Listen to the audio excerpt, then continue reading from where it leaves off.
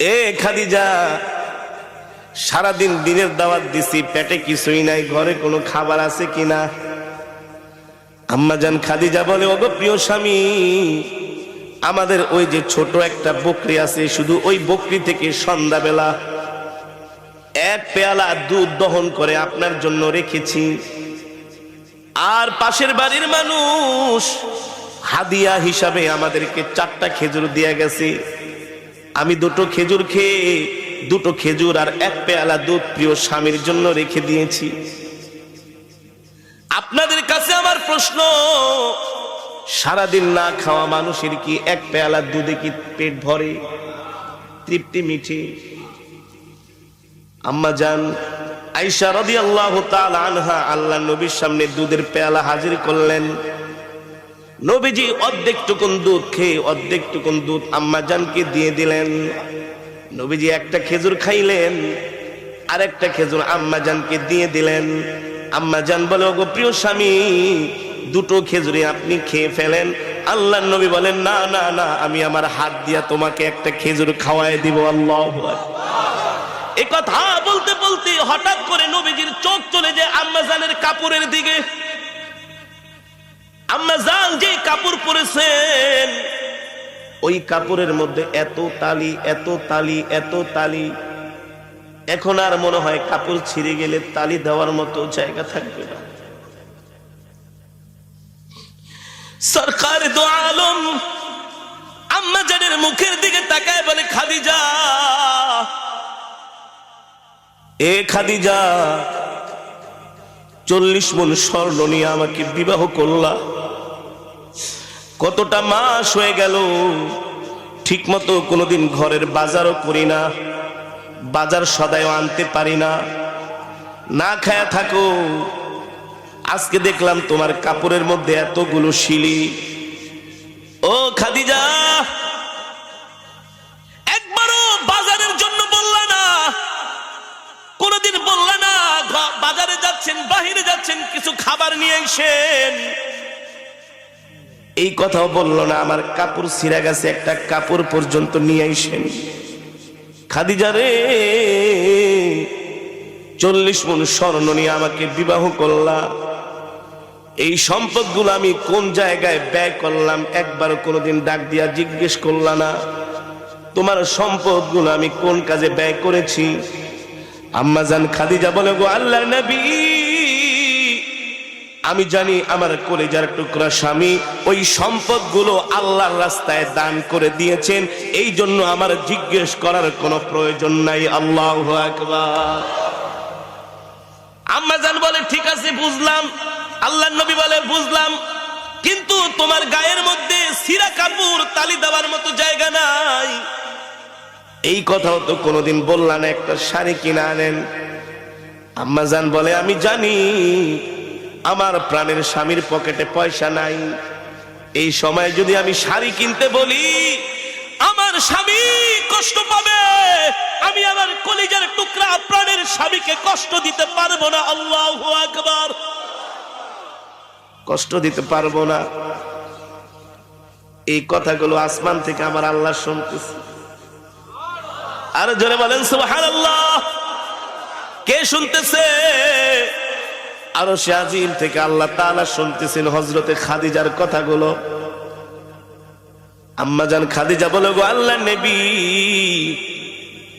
আপনার কাছে আমি 3টা জিনিস চাইবো, আপনি দিবেন কি দিবেন না বলেন?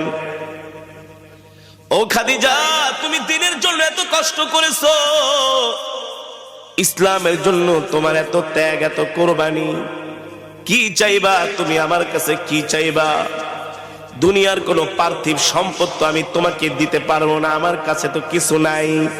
আম্মা জান খাদিজা বলে, আমি দুনিয়ার কোনো সম্পদ চাইবো না, কিন্তু একটা জিনিস আপনার কাছে আমি একটা বিষয় আবদার করব, আপনি আমার আবদারগুলো রাখবেন কিনা, আপনি আমার আশাগুলো পূরণ করবেন কিনা? আল্লাহ নবী বললেন, ও খাদিজা, কি আশা করবা? আমার কাছে তুমি কি চাও বলো?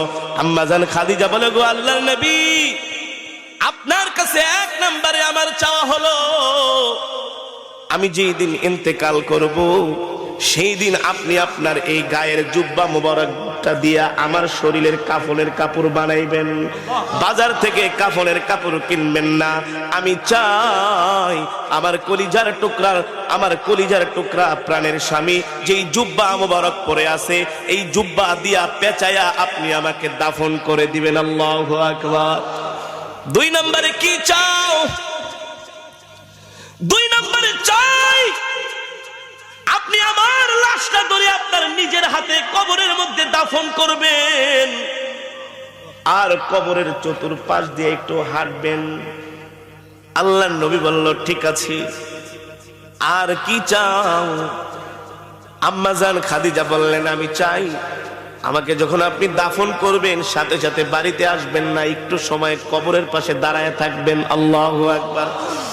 সরকার দো আলম বলে খাদিজা রে খাদিজা,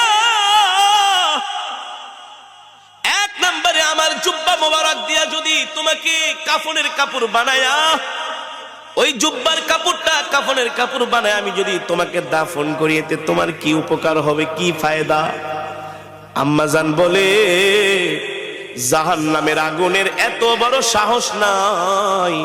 আল্লাহর নবীর জুব্বা মোবারক আমার গায়ের মধ্যে থাকবে, আর ওই জুব্বা মোবারক পুরে খাদিজার গায়ে জাহান্নামের তাপ লাগবে, এত বড় সাহস জাহান্নামের আগুনের নাই। আল্লাহু আকবার।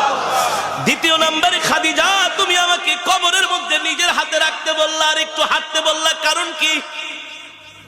আম্মা জান খাদিজা বলে গো আল্লাহর নবী, কোন কারণে যদি আমি কবরে ধরা খেয়ে যাই, কবরের মাটির এত বড় সাহস নাই। আল্লাহর নবী যে মাটির চতুর্পাশ দিয়ে হাঁটছে, ওই কবরের মাটি আমাকে ভেদ করে 2-4 দিক থেকে আমাকে কবর চাপা দিবে।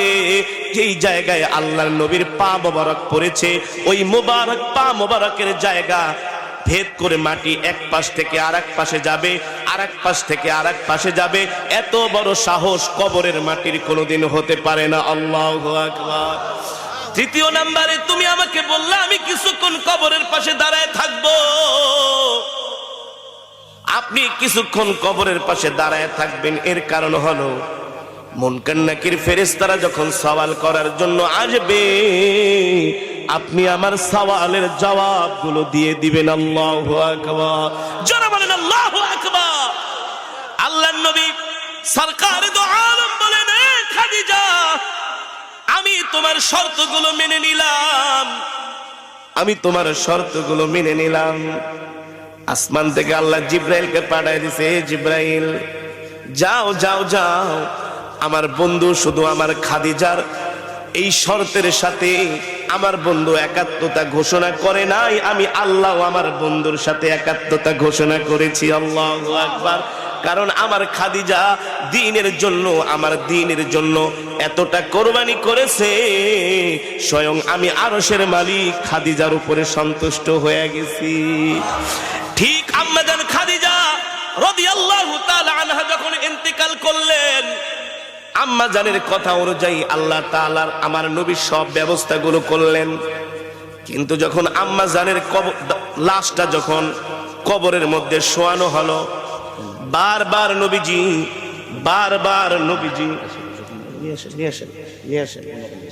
এত দেরি বেলাতুল্লাহর সাথে আসছে। যেটা বলতেছিলাম সম্মানিত হাজিরিন, আম্মা জান ইন্তেকালের পরে বারবার সরকার দো আলম ইমামুল আম্বিয়া সাইয়্যিদুল মুরসালিন খাতামুন নবিয়্যিন আল্লাহর নবী বারবার আম্মা জানের মাথা চেহারা মোবারকটা আম্মা জানের বারবার কিবলার দিকে ফিরায় দেয়। অটোমেটিক আম্মা জানের চেহারাটা ঘুরে যায়। নবীজি তার হাত মোবারক দিয়া তার চেহারাটা কিবলার দিকে ঘুরায় দেয়।